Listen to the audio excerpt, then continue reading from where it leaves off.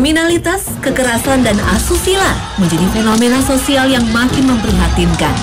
Betapa tidak, fenomena ini justru merebak di kalangan pelajar. Perkelahian dan tawuran misalnya, sekarang telah merambah kalangan anak usia sekolah dasar. Fenomena kekerasan yang terjadi dalam kehidupan rumah tangga tak kalah ironis. Pemerkosaan yang dilakukan seorang ayah terhadap anak gadisnya, lalu pembunuhan yang dilakukan anak pada orang tuanya, atau sebaliknya. Astagfirullah. Fenomena mengerikan ini makin menunjukkan betapa generasi penerus telah diambang kehancuran. Lalu apakah penyebab seorang anak berani melakukan tindak kriminal dan asusila? Dan bagaimanakah cara mencetak generasi unggulan terbaik, yaitu generasi Rabbani, sebagaimana yang digambarkan dalam Al-Quran? Simak kajiannya dalam Hasanah, Ensiklopedia Islam Dunia.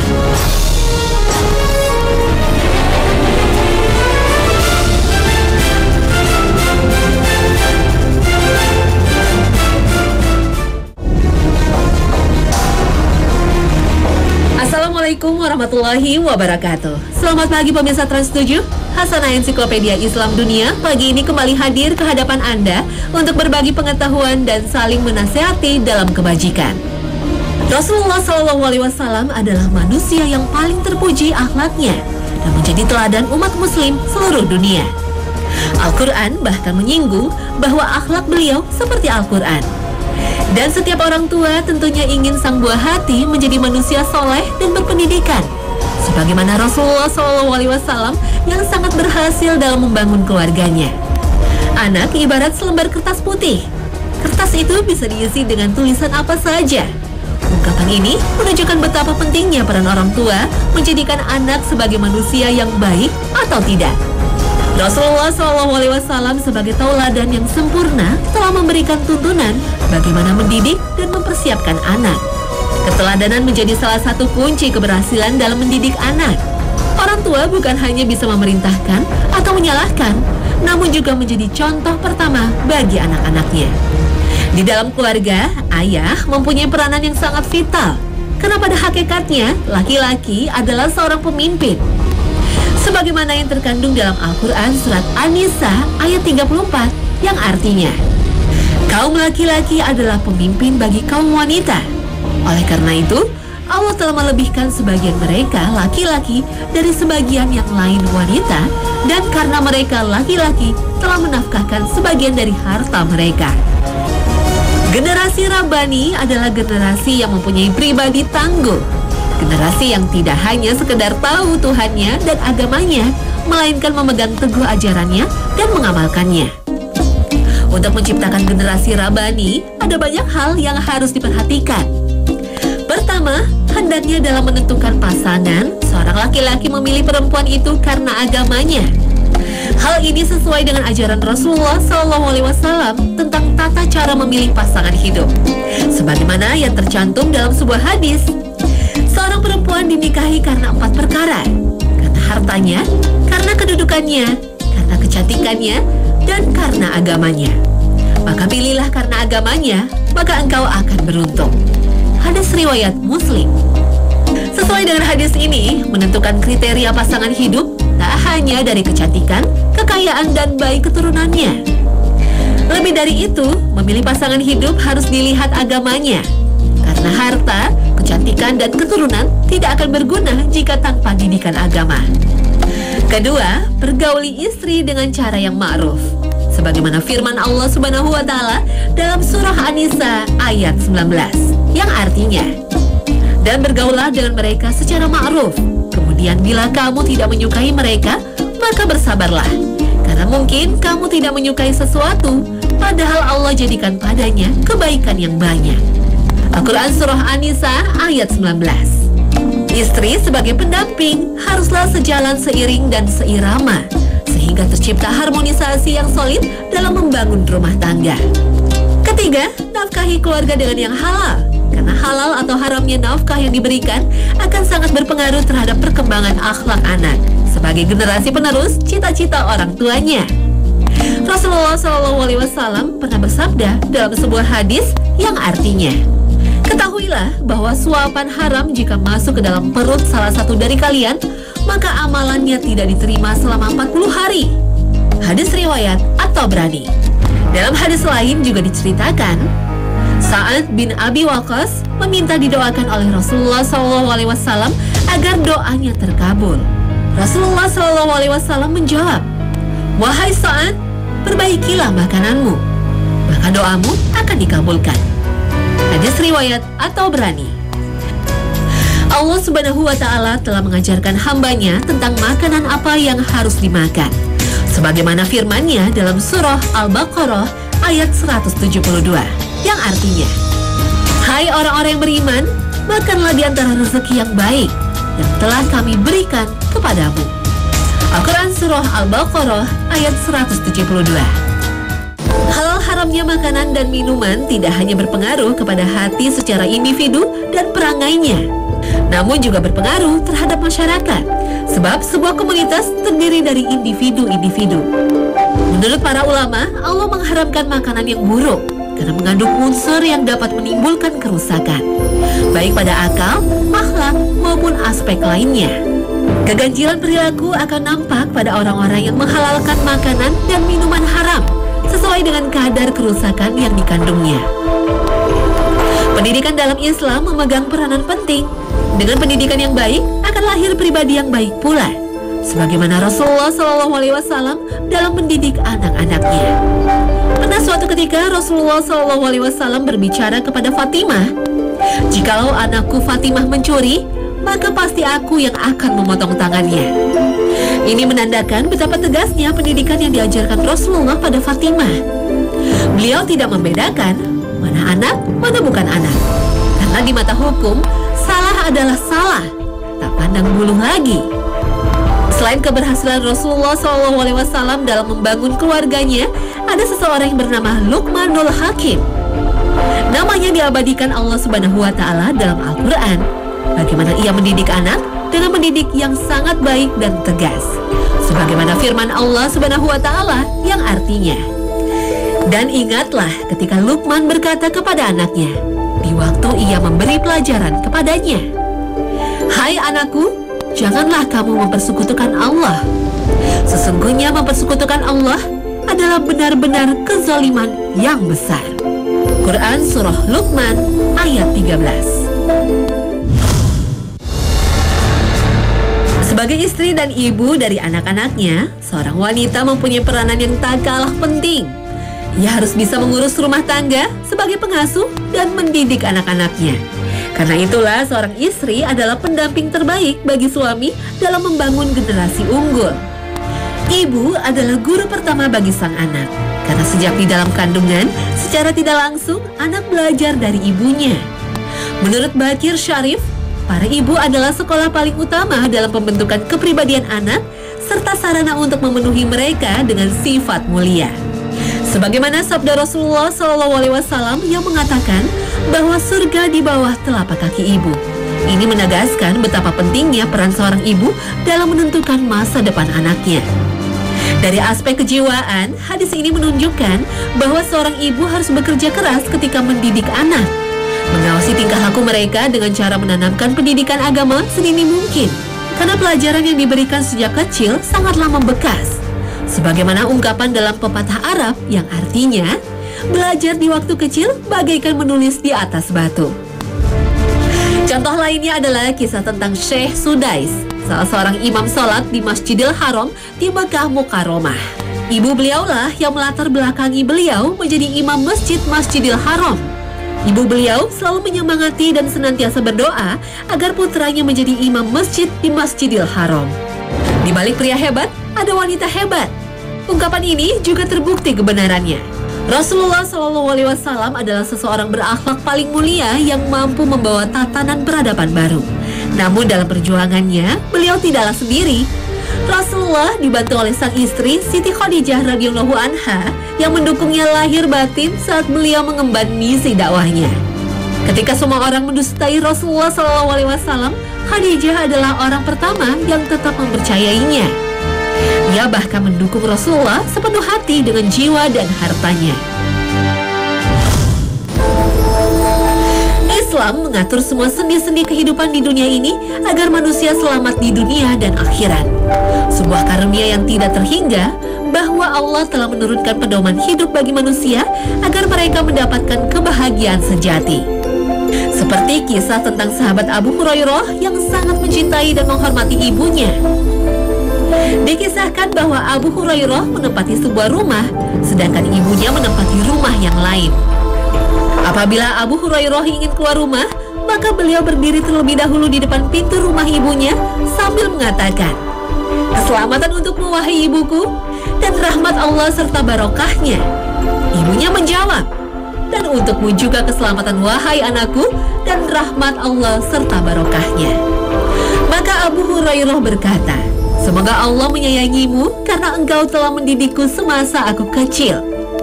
Ibunya pun menjawab, "Dan semoga Allah merahmatimu karena engkau telah berbakti kepadaku saat aku berusia lanjut." Demikian pula yang dilakukan oleh Abu Hurairah ketika hendak memasuki rumah. Adabul Mufrad, karya Imam Bukhari. Betapa mulianya ayah dan ibu kita, sehingga sikap anak terhadap orang tua pun harus sesuai dengan cerminan Islam.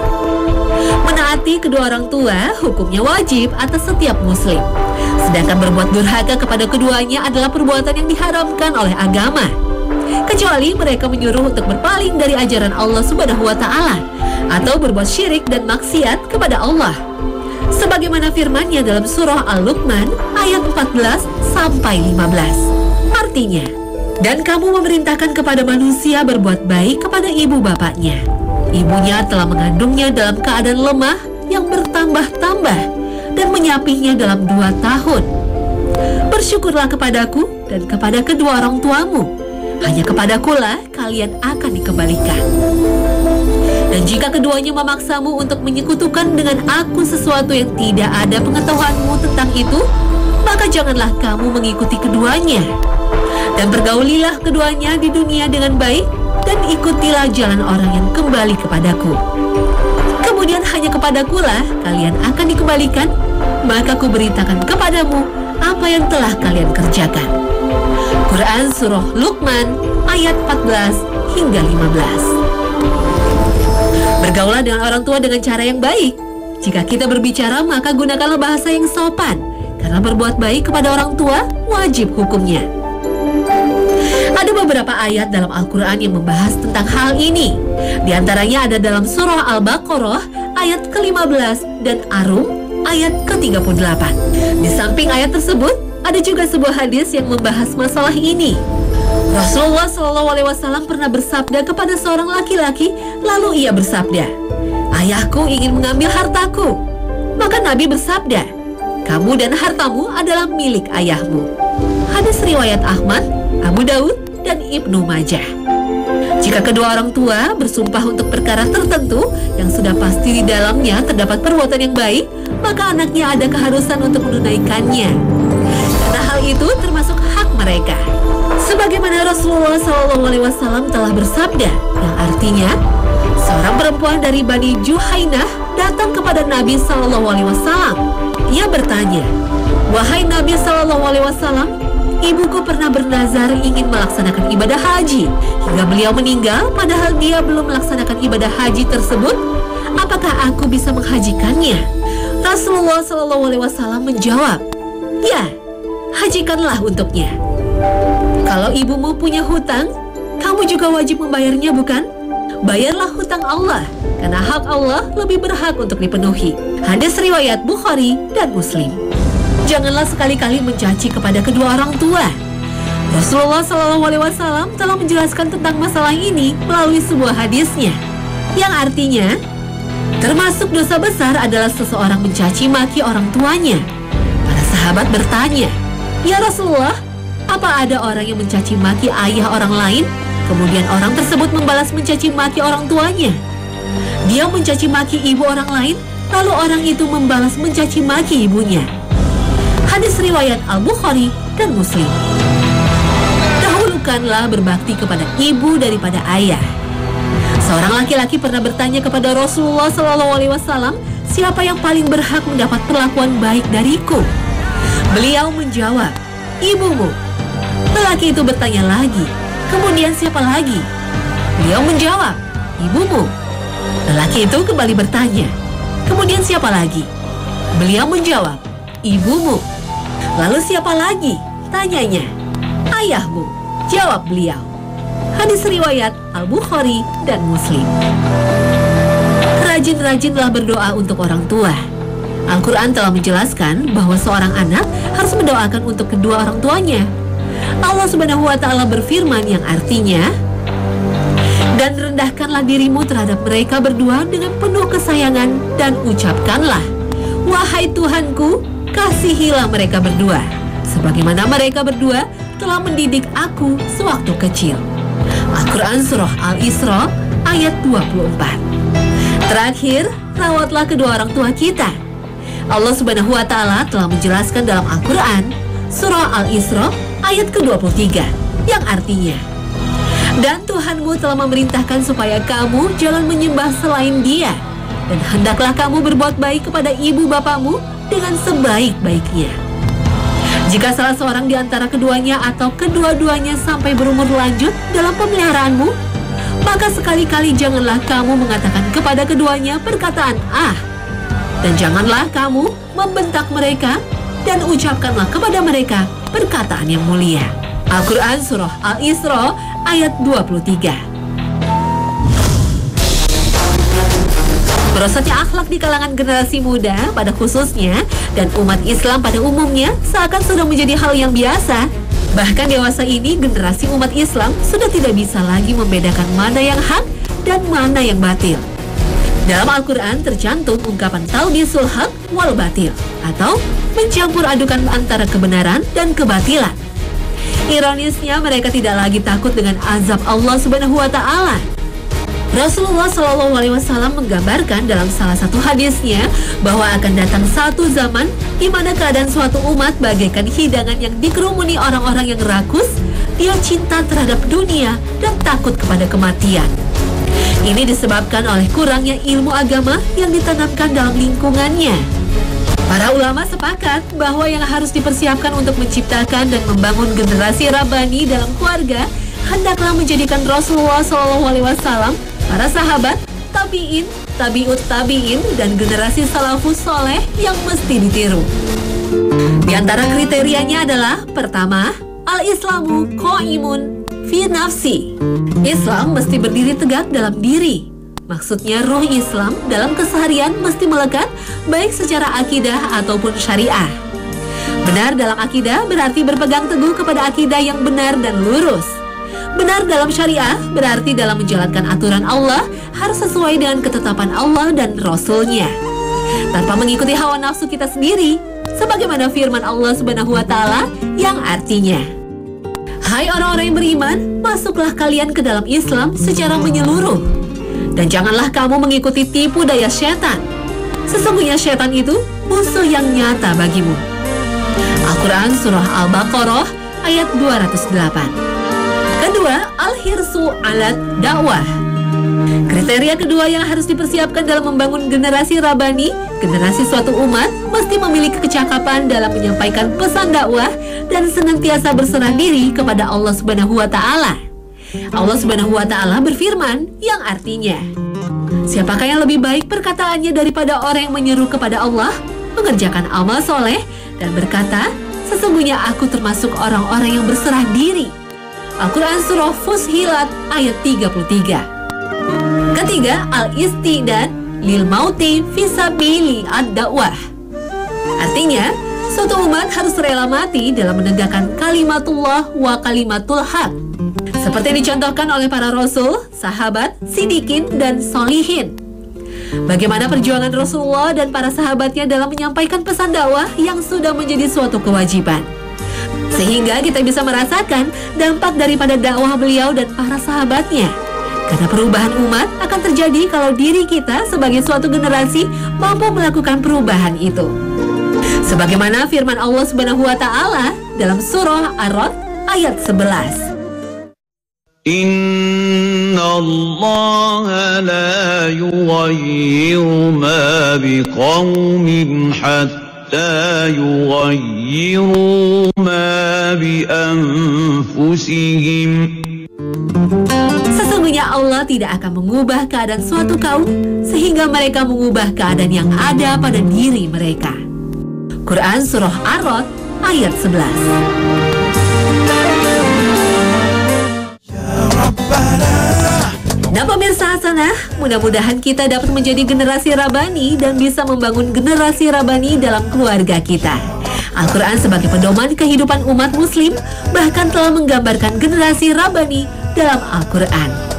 Semoga dengan episode ini kita bisa memperluas hasanah keilmuan dan keimanan kita. Terima kasih atas perhatian Anda dan wassalamualaikum warahmatullahi wabarakatuh.